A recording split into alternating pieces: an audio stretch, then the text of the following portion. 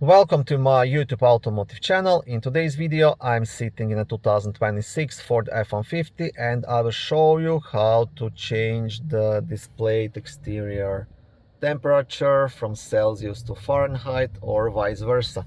This video should apply to Ford F-150s made from 2021 all the way up to 2026. Also, if this video was helpful, please consider supporting the channel by liking the videos, subscribing to the channel, or becoming a channel member.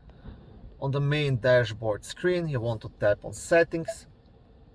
Then you want to select General. And second option, Temperature Unit. You can choose between Celsius and Fahrenheit. So if I make the change, you will see it will reflect in the top right corner right away. That's it. Thank you for watching this video. I hope it was helpful and educational. If it was, please like it and consider subscribing to my channel. On my channel there is lots of how-to videos, do-it-yourself videos, car reviews, product reviews, and other similar automotive topics.